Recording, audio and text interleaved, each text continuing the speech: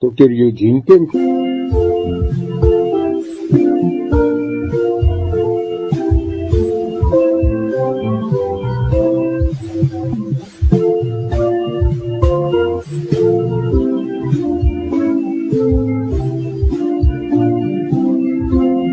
Dr. Eugene Kemp, ons rink.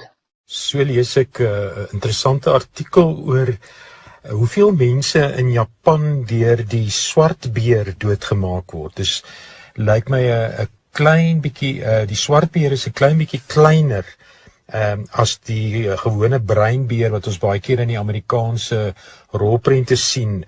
Maar hierdie aanvalle vind meestal plaas op staproetes en afgeleë plekke en kom al hoe meer voor in Japan. Soveel so dat daar baie maatreëls ingestel moes word deur die regering om dit te bekamp of te voorkom of iets daaraan te doen. In 1917 het 'n beer in 'n dorp wat amper die naam baie moeilik uitgespreek gaan word, ek gaan probeer, Sangebetsu, toegeslaan die beer daar en 7 mense in hulle huise letterlik aangeval en doodgemaak. Nou, een van die maatreëls wat die owerhede ingestel het is wat hulle noem 'n beerklokkie wat aan die stapper se rugsak vasgemaak word en wat die heeltyd eintlik lui en dan so die beer waarsku dat daar 'n mens naby is of mense naby is. Mense word ook aangesê en aanbeveel om in groepe te stap en anderste as op ander plekke waar mens stil in die bos moet beweeg, te gesels en duidelik hulle teenwoordigheid eintlik aan te kondig. Maar hierdie klokkies, baie interessant, kan jy afsit ook as jy in 'n dorp of 'n stad instap, sodat dit nou nie die heeltyd lui en irriterend is vir ander nie. Maar die gedeelte het my laat dink aan die vers in 1 Petrus 5 vers 8 wat sê: wees nigter en waaksaam, want julle teenstander, die duiwel, loop rond soos 'n brullende leeu en soek wie hy kan verslind.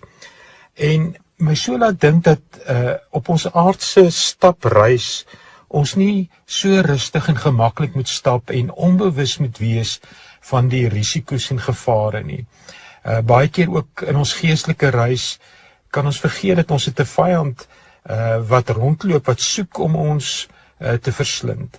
Nou, dit beteken nie ek en jy hoef bang te wees nie, dis 'n verslaande vyand, maar dat ons tog naby aan die lig bly, want dis alleenlik as ons in die lig bly, dat die duisternis geen houvas op ons kan kry nie. Ek dink so ook dat iets wat baie gevaarlik is met beere is om oop asblikke en kos in asblikke oop te laat staan.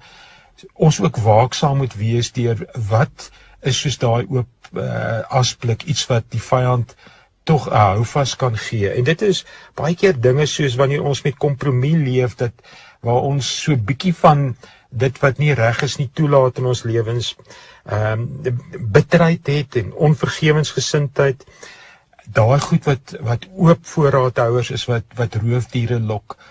En dan dink ek wat seker die belangrikste is vir ons, dat ons waak en nigter bly deur die toepassing en die leef van die verskillende geestesdissiplines, soos tyd in die woord, tyd in gebed, saam met gelowiges, gemeenskap van gelowiges te beoefen.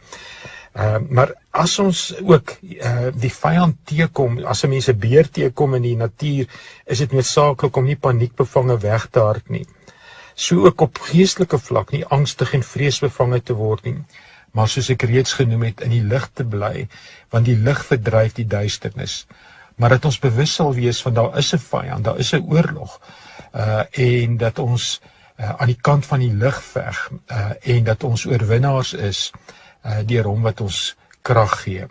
Jy kan die gedeelte weer gaan lees op my Facebook bladsy. Jy kan ook vir my skryf, eugenekemp@me.com.